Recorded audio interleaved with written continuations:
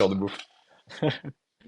Salut l'équipe, bienvenue pour un nouvel épisode. Bon, pour nous c'est le deuxième d'affilée, mais pour vous c'est un tout nouvel épisode. Si vous n'avez pas vu celui d'avant, méga intéressant. C'est encore parti un peu dans tous les sens comme d'hab, mais plein d'infos à prendre et plein de petits sujets qui peuvent vous intéresser. Donc il est dispo, il n'y a plus qu'à aller le voir sur la chaîne Liftalk comme d'hab, Spotify, YouTube.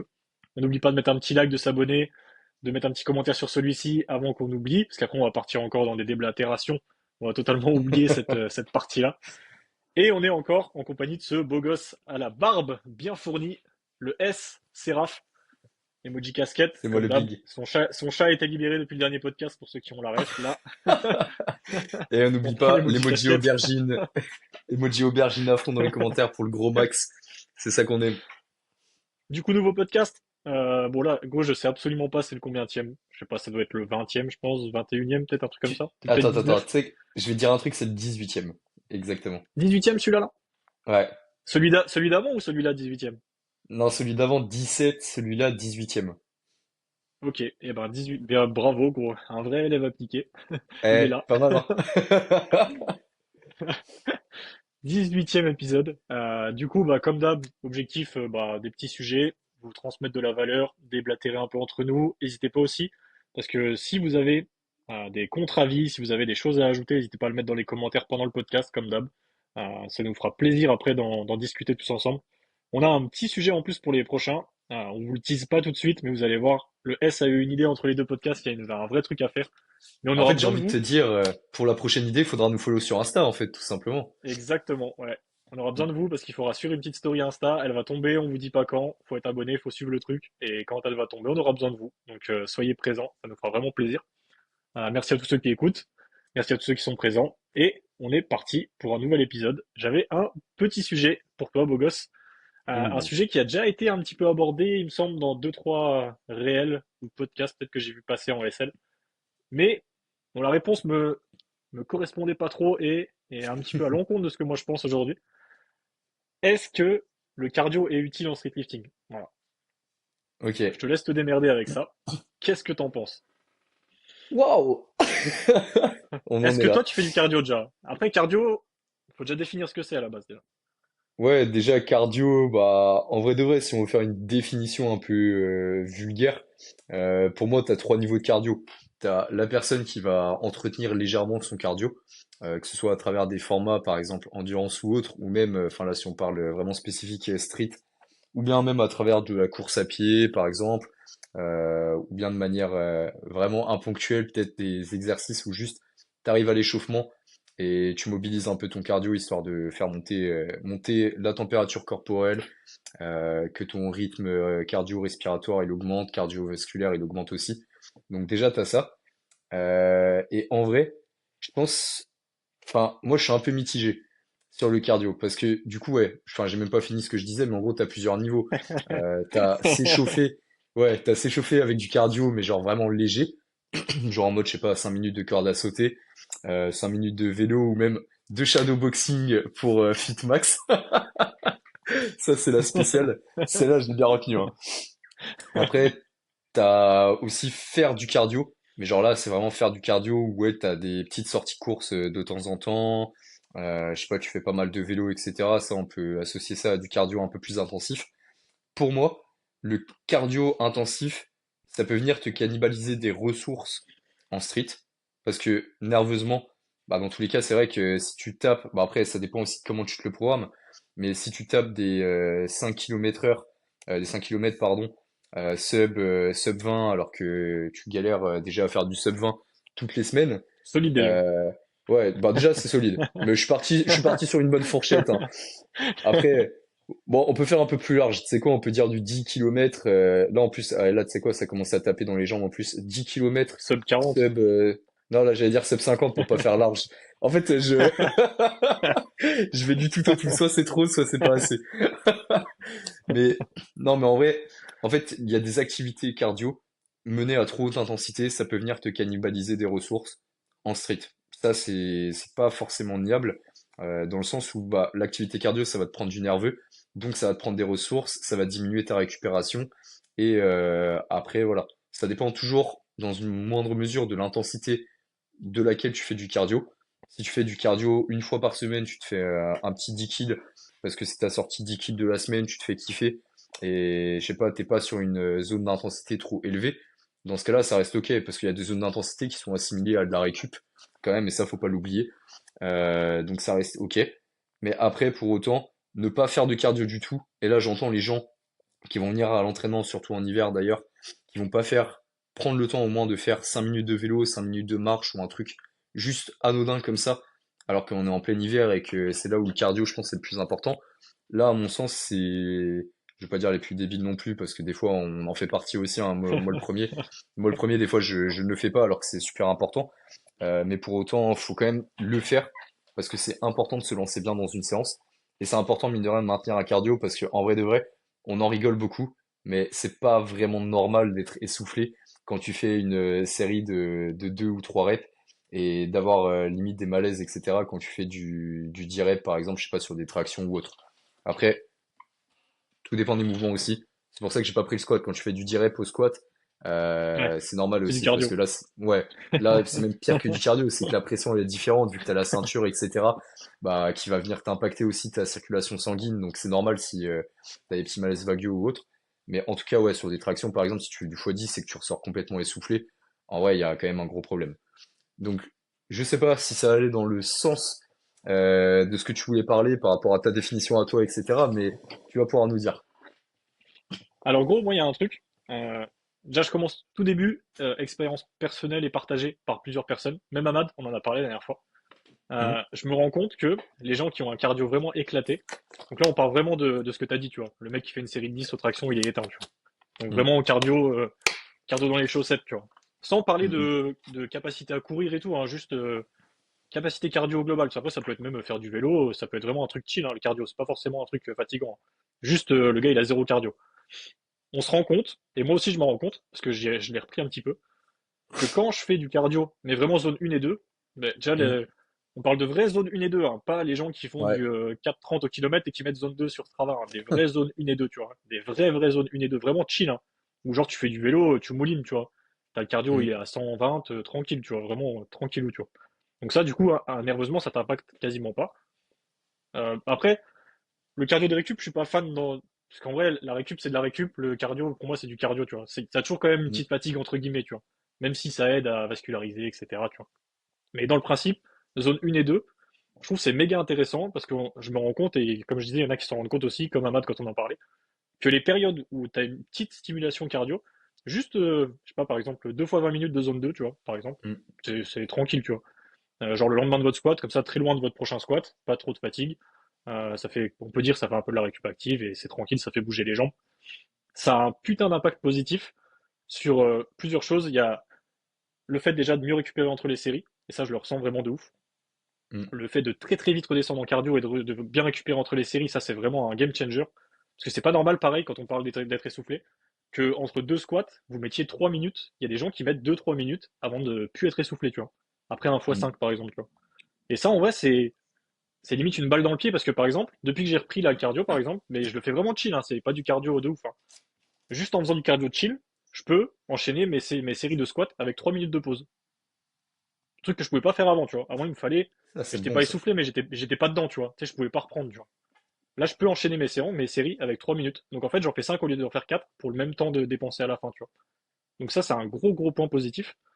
L'autre gros point positif que je trouve, c'est la récup entre les séances. Je trouve elle est bien meilleure. Je sais pas, en vrai, je saurais pas dire si c'est que ça, mais je pense que ça a quand même un vrai gros impact parce que du coup, avoir meilleure capacité à faire circuler son sang, tout ce qui va avec, redescendre rapidement en cardio et tout. Je pense que ça aide énormément à la récup entre les séances. Et je me trouve du coup avec des séances où je récup méga bien entre les séances, surtout les séances squat, où du coup limite le lendemain je pourrais en retaper une, même en fin de bloc, où du coup je suis vraiment bien et je suis vraiment à l'aise. Donc ça je mettrais gros point positif. Et après t'as aussi le point santé, tu vois, où la plupart des gens en vrai ils ont un cardio vraiment éclaté. Mm. Et pour tenir et pour votre santé globale, faut pas être sédentaire, faut au moins même marcher. En vrai je pense à comme du cardio, hein. Genre aller marcher une demi-heure, Ouais. tu vois, avec un petit rythme. T'es pas obligé de marcher, tu sais, de marcher en faisant des mini pas, tu vois, en mettant un petit rythme, tu vois. Tu vas marcher, au pire tu prends ta montre, tout le monde a une montre maintenant. Tu checkes ton cardio, t'essayes de monter à 110, 120. Là, on est vraiment zone 1, 2.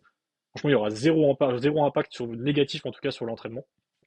Mais je trouve que c'est sous-coté, parce qu'on se dit toujours, ça va, tu sais, ça va impacter mon entraînement si je fais un petit peu de cardio. Parce qu'on s'imagine, cardio, faut aller taper un 10 kills, faut aller mettre les chaussures et aller courir. Alors qu'en vrai, juste vous vous posez sur un vélo, vous mettez une série, vous mettez votre cardio, 120, zéro difficulté, vous faites bosser un petit peu votre cœur, et globalement, sur votre entraînement de street, je trouve que ça a plus d'effets méga positifs que d'effets négatifs. Tu Carrément. Après, vois. Et j'ai moi, plus les en plus, je remarque fourchettes que tu vois, en. Hmm. ce que je voulais dire juste, Ouais. c'est les périodes où mon cardio était le plus haut, où j'étais le plus performant. Tu vois. Hmm. Moi, j'ai plus les fourchettes vraiment de ppm, mais il y a un indicateur aussi qui peut être bien. Là, tu l'as dit, c'est l'indicateur essoufflement, mais tu as un indicateur quantitatif qui peut montrer que tu as un cardio aussi qui est un peu inquiétant. J'ai plus les fourchettes physiologiques exactes, mais Tu veux les en valeurs termes au de repos, genre? ouais, c'est ça, les BPM au repos, ouais. Au-dessus de Euh, 75, je- ou... Voilà, c'est ça. Ok. Bah, moi, je vais dire, de manière générale, quand t'es entre 50 et 60 en BPM au repos, c'est que t'es vraiment bien. Quand t'es entre 60 et 70, c'est à peu près la moyenne, mais quand tu montes au-dessus de 70, généralement, c'est un peu Hmm. inquiétant.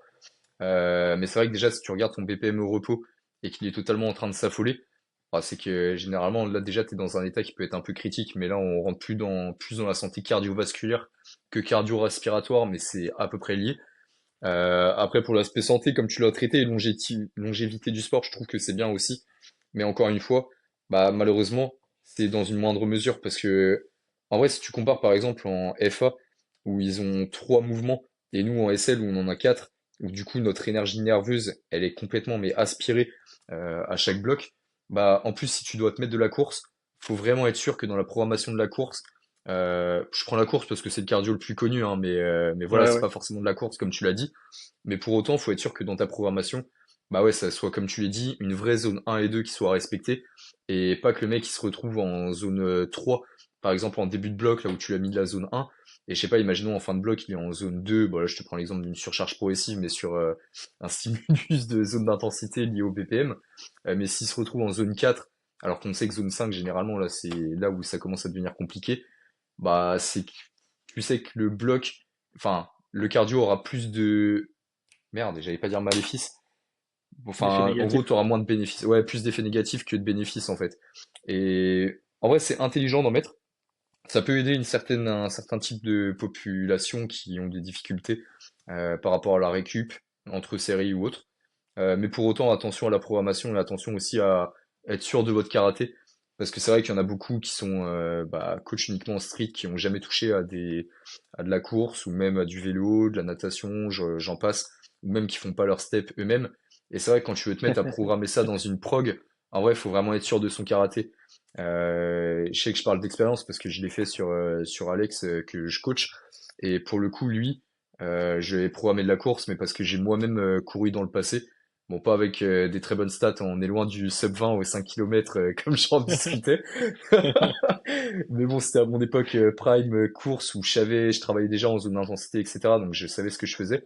Tu vois, par exemple, Stan, quand on a joué justement sur le cardio par rapport à la récup, Stan, en fait, quand il était en picking, au début de son picking, il était à 18K steps par jour. On a réduit progressivement justement pour pas compromettre ses capacités de récupération, parce que 18K step, même 20K step, pour lui, Ça c'était fait quand même déjà. assez énorme. Bah ouais, c'est clair. Donc on avait réduit progressivement, de sorte à ce qu'il arrive à 12 000, ou 12 000, j'avais discuté avec lui, il m'a dit que quand il faisait 12 000 en moyenne, il avait une bonne récup et il était pas fatigué. Mais voilà, il y a plein d'infos à prendre.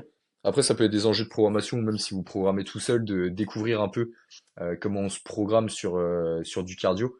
Mais pour autant, comme tu l'as dit, enfin, moi en tout cas, à mon sens, la base vraiment qui est obligatoire, ou qui peut être skip vraiment de temps en temps, mais qui est vraiment obligatoire dans une moindre mesure, bah, c'est de faire un exercice de cardio au début de la séance.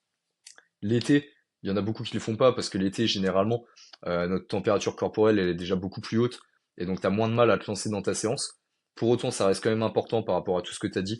Rien que sur le cardio-respiratoire, lancer un peu la machine, ça peut être important. Moi, j'appelle ça se déboucher les poumons. Mais bon, on va quand même pas y aller sur une grosse intensité, mais ouais, 5-10 minutes de marche ou de vélo.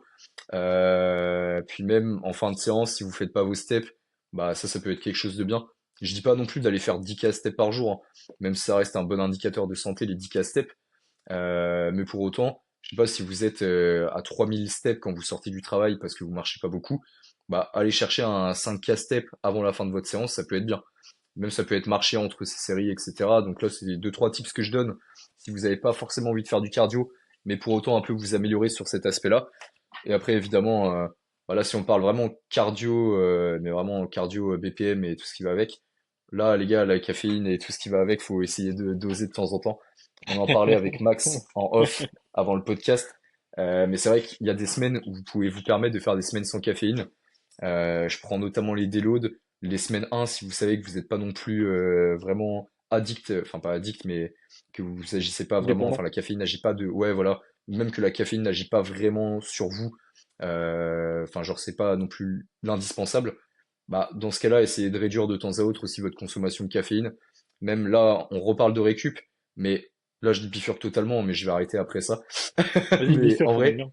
je bifurque totalement, mais genre caféine, c'est évident que si t'en prends, même quoi qu'on en dise, que ce soit après 14 heures, que ce soit dès le matin ou peu importe, en vrai, ça va quand même te rendre ton sommeil d'une moins bonne qualité. Donc s'il y a des phases où vous pouvez profiter de ne pas prendre de caféine, même si ça va être dur d'aller à l'entraînement parce que pas de motivation, parce que vous n'avez pas ce petit coup de peps, parce que voilà, même si les charges elles sont pas hautes, ça vous fait chier de pas en prendre. En vrai, vous aurez quand même des bénéfices en n'en prenant pas pendant une semaine. Ça se trouve, vous allez pousser votre heure de coucher de 23 heures à 22 heures avec un sommeil de bien meilleure qualité. Donc là, on parle encore récup à fond, mais voilà un peu ma bifurcation. Ah ouais, t'as raison. En plus, ça réduit l'accoutumance de la dégager un Mm, peu de temps en temps. mm, mm. Que des petits conseils positifs. Mais ouais, vraiment, moi, c'est la limite que de la zone 1, ça fait le taf, hein. Mais comme tu dis, Ouais. on voit déjà ton petit échauffement. Tu rajoutes après, bah, je sais pas, la même chose à la fin de l'entraînement où, comme tu dis, tu marches entre tes séries et tu termines ta journée. T'as fait une demi-heure de cardio en vrai. Pas une demi-heure de cardio en zone Mm. 1, tu vois. Et ça Surtout peut qu'en faire vrai, largement le taf, tu vois. Que de rester assis par t'as... terre sur le téléphone, tu vois. Ouais, c'est ça. Et puis t'as tellement d'activités cardio à faire. Genre en vrai, du rameur avant une séance tirage, ou bien de la marche, ou bien de la marche à l'envers. Pour ceux qui ont des problèmes de genoux, petite dédicace à vous. Du vélo, bah après la natation ça peut être un peu brutal quand t'es débutant, mais une Ouais. natation bien dosée en vrai, bah t'arrives vite à retrouver une zone 1 ou une zone 2, de la course à pied, enfin vraiment il y a tellement de trucs cardio à faire, même les steps comme tu l'as dit. Donc en vrai des fois bah c'est plus un manque de motivation qu'un manque d'inspiration, parce que même marcher en vrai ça se fait bien, hein. Même si t'aimes pas marcher, tu te mets une petite vidéo YouTube, tu te fais Un pas chier. podcast. Ouais, un podcast d'ailleurs de de Seraph et Fitmax, ce bon vieux street club. Mais en vrai, ouais, bah c'est tout bête, mais t'as des trucs, ça peut passer vite aussi, hein. En vrai, Avant d'être des streetlifters, on reste des athlètes, hein. exactement. Mais ouais, non, ça va, en vrai, on se rejoint quand même à la fin sur le sujet, en vrai. Hmm. Mais Bah, ouais, je en suis vrai, moi, depuis que d'accord. j'ai Hmm. repris, ça m'a vraiment fait du bien de ouf. Et ouais, quand je te parlais tout à l'heure d'Ahmad, Ahmad, il me disait qu'avant, il faisait du hip-hop. Pourtant, du Hmm. hip-hop intense, tu vois. Et Ouais. lui, il avait 3 fois hip-hop, il me semble, dans la semaine, ou 2 fois hip-hop. Et il me disait que c'était sa meilleure période, tu vois. Alors que Hmm. globalement, il était plus fatigué, tu vois. Enfin, il était un peu plus fatigué, tu vois. Ouais, c'est sûr. Comme quoi, Non, c'est sûr. des fois, le cardio, ça peut faire du bien, tu vois. Après, t'as aussi l'aspect cardio, je me vide la tête, des fois. Comme on est tout le temps dans le Hmm. street, chez Canada, des fois, ça peut les miner, tu sais, à long terme. Et des fois, d'aller faire autre chose, Hmm. d'aller prendre l'air, tu vois, faire un truc dehors, marcher vite, courir dehors. Vraiment chill, tu sais, ça peut faire du bien, tu vois. Même juste psychologique, sans parler du cardio, tu vois. Non, mais Faire un c'est peu autre clair chose, tu vois. pour, ouais, même booster l'adhérence à la programmation, c'est pas un mal en soi. Enfin, faire pas un petit pivot, mais te dire, je sais pas, allez, t'es loin d'une échéance, tu vas te supprimer une de tes séances. Quand t'es à 4 séances, c'est pas forcément réduire d'une séance, mais ça serait plus, moi pour moi 4 séances, c'est entre guillemets vraiment le minimum minimum quand tu veux vraiment bien progresser, quand t'es intermédiaire. Donc je pars du postulat que quand tu descends en dessous de 4 séances, c'est un pas complexe, mais voilà, c'est un peu chaud. Mais tu te fais 4 séances, tu trouves le temps de te faire une activité, évidemment, comme tu l'as dit, ou même de sortir dehors, etc. Ou bien, tu as 5 séances, c'est trop énergivore, t'as pas le temps. Bah dans ce cas-là, pourquoi pas supprimer une séance pendant que ce soit un méso ou un macro cycle, juste histoire, comme tu as dit, de stimuler l'adhérence à la prog, de goûter à autre chose, et au moins quand tu arrives au street, bah t'es pas lassé non plus. En fait, ça peut avoir que des avantages, hein, c'est sûr. Faut avoir la motivation de le faire. Ouais, c'est ça. Beau mot de la Mm. fin, genre, faut avoir la motivation de le faire. Mais en vrai, vous avez plein d'aspects positifs, les gars. Faites un petit effort, allez marcher, faites un petit peu de vélo, chill en regardant Netflix, ça fera largement le taf. C'est clair. Et Deux, on puis, a quoi dit? ouais. Vas-y, Bah, vas-y, balance. attends, j'allais peut-être dire un autre truc, mais en vrai, aussi, faites pas trop l'erreur. Il y a certaines activités cardio qui peuvent pas mal vous flinguer anatomiquement parlant, en fonction aussi de comment vous êtes du point de vue anatomique. Je prends la natation. Par exemple, la natation, il y en a énormément. Enfin, pour moi, en tout cas, c'est un des sports les plus safe. Et même les meilleurs pour la santé. Parce que tout ce qui est santé du dos, épaules et tout ce qui va avec, généralement, quand t'es un nageur, bah, t'as très peu de problèmes, on va dire, dans ta vie de tous les jours. Et même, comme tu l'as dit, cardio de manière générale. À l'inverse, il y a un sport aussi qui peut faire plein de malheureux, c'est la course à pied. Parce que en vrai, la Ça course à pied, flingue, hein. c'est pour ça qu'il y en a. Bah ouais, mais c'est pour ça qu'il y en a plein qui la flinguent.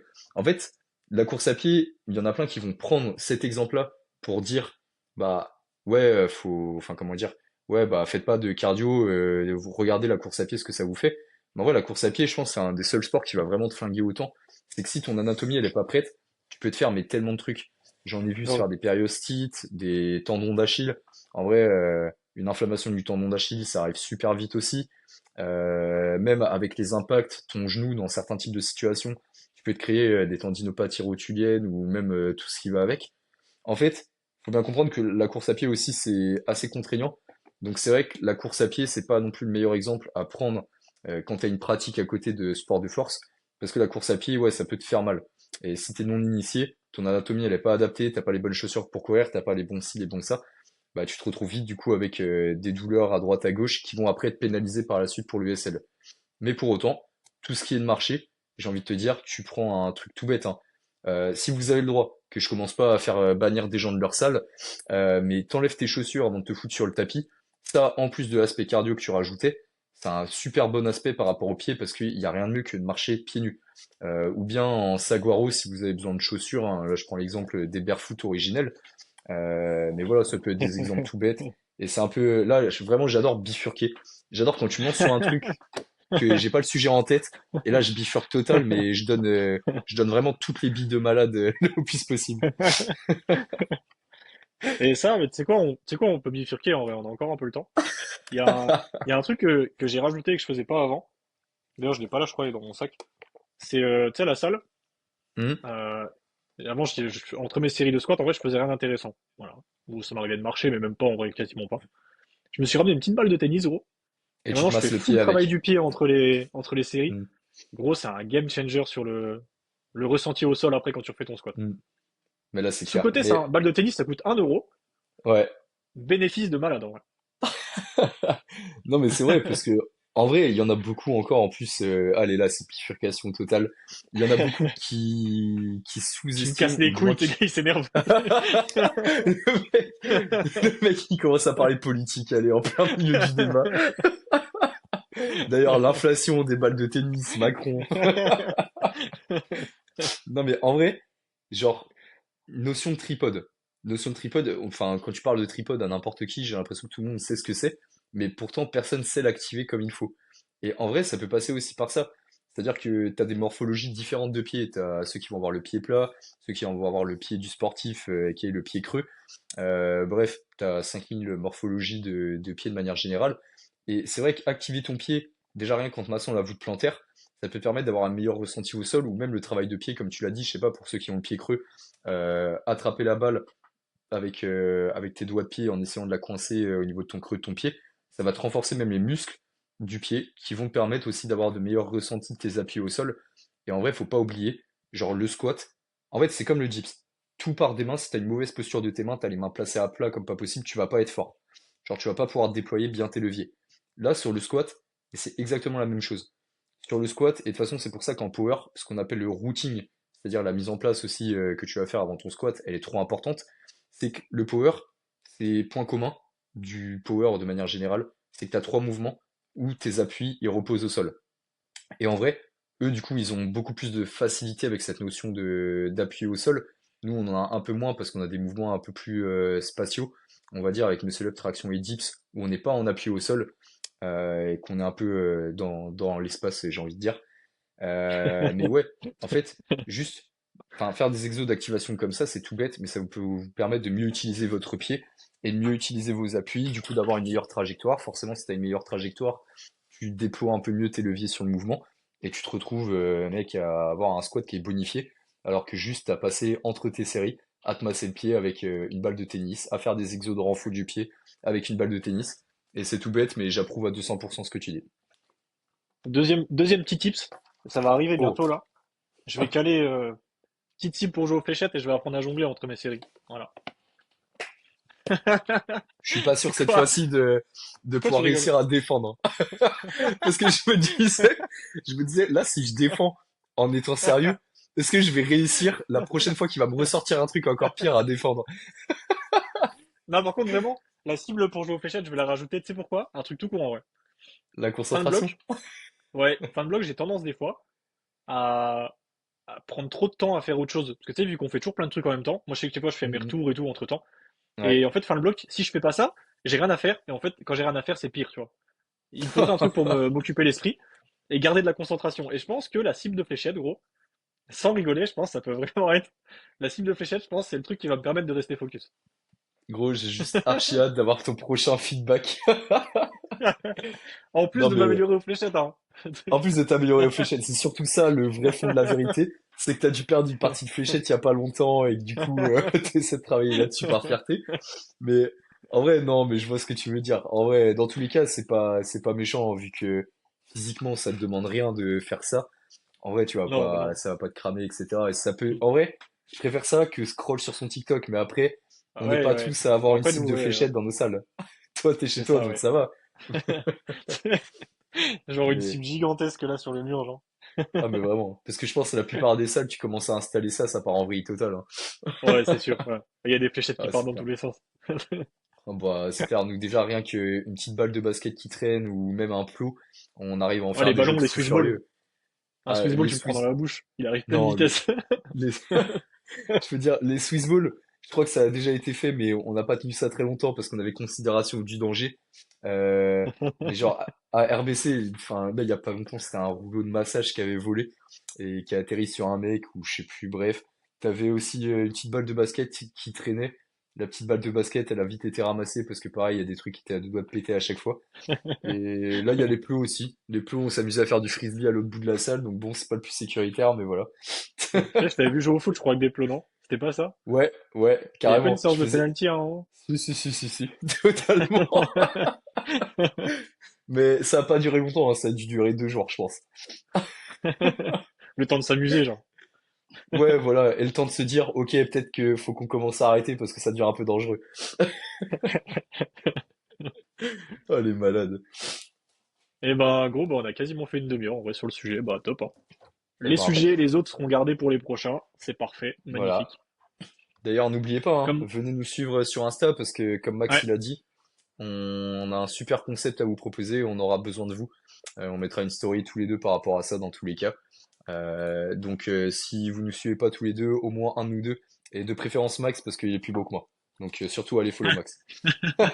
si vous, de toute façon, s'il y en a un qui s'abonne à moi, tu t'abonneras automatiquement à toi. C'est ce que je vais demander. La redirection automatique. Le mec il DM tout le monde. Mais ouais, parce que vous allez louper un droit de parole, hein. Donc n'hésitez pas, les gars, Mm, hein. Le droit de parole, c'est important. La liberté de parole. On veut votre c'est avis, on clair. voudra vos questions et on aura besoin de vous.